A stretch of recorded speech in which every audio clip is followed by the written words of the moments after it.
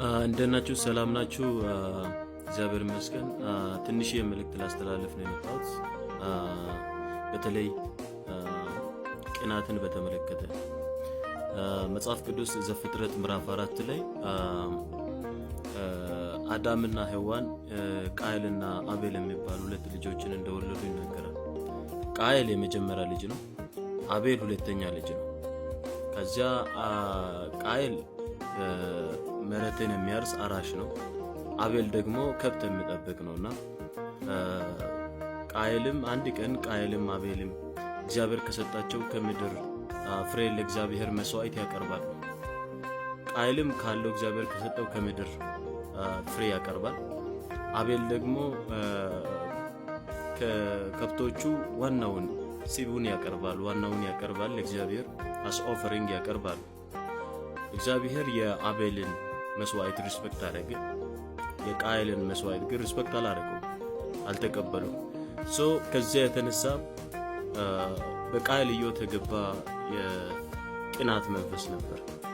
እንዴት እግዚአብሔር የወንድምን መስዋዕት ተቀብሎ የነን አልተቀበለም የሚል አትቅኑ ብሎ ለዛ ነውና መቅናት አስፈልገው።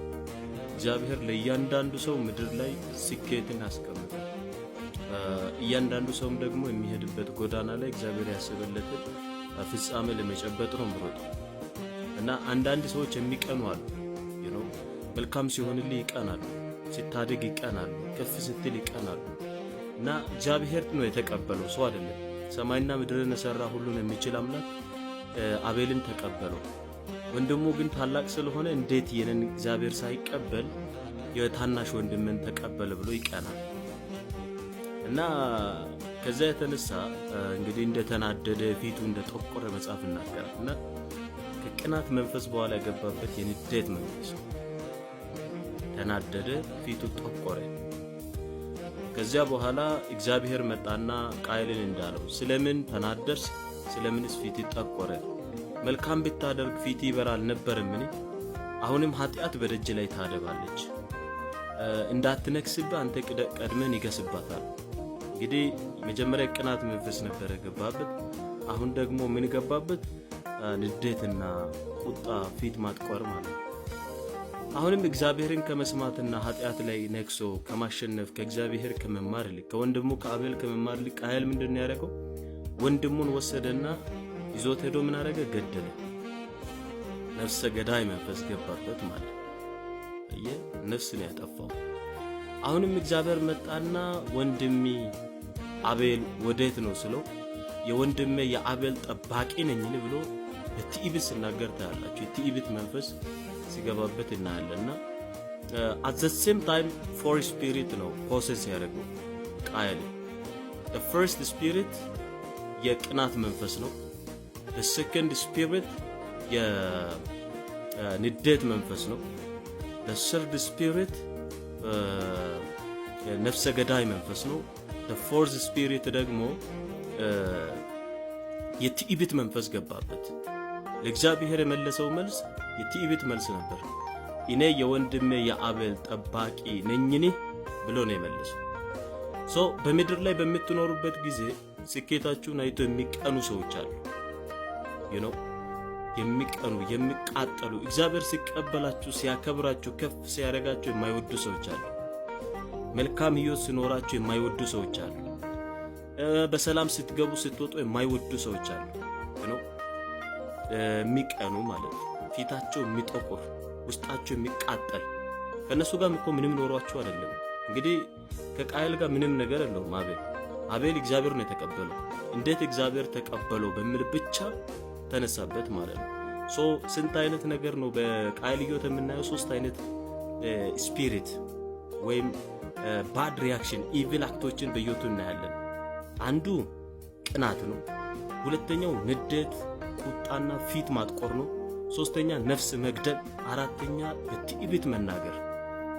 ስለዚህ እነዚህ ክፉ መናፍስታት፣ ክፉ የጨለማው ባህሪያት በሕይወታችሁ እንዳይገለጡ ማድረግ ያለባችሁ የመጀመሪያው በወንድማችሁ ስኬት መደሰት ነው። ወንድሜ ሲሳካ ተደሰት። ወንድሜን እግዚአብሔር ሲቀበለው ተደሰት። ወንድሜን እግዚአብሔር ሲባርከው ተደሰት።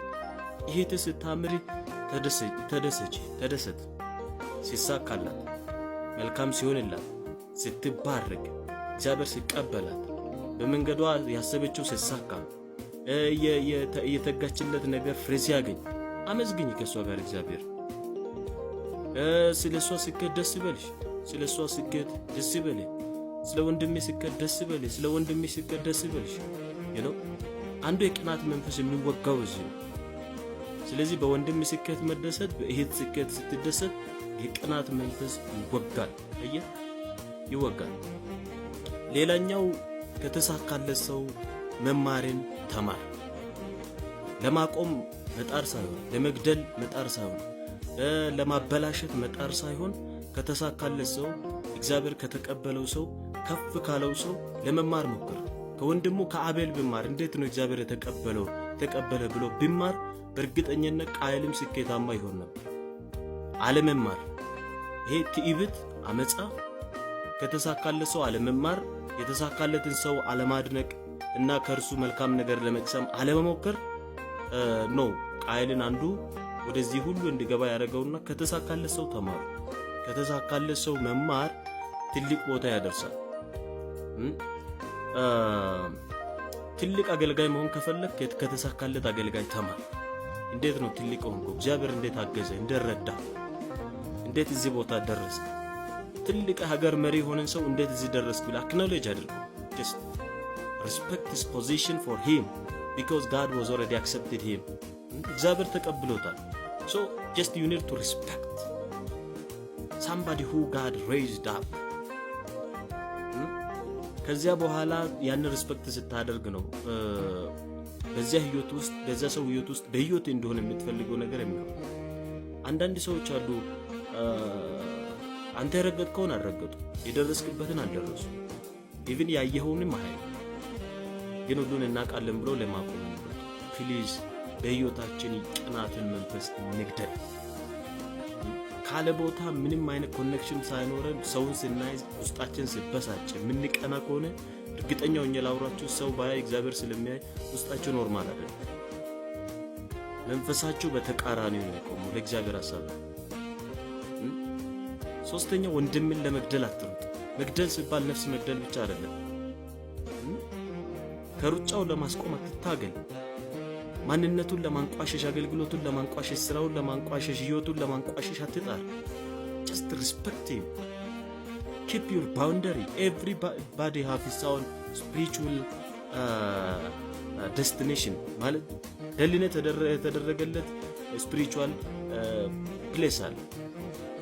just respect that for him because he belongs to God.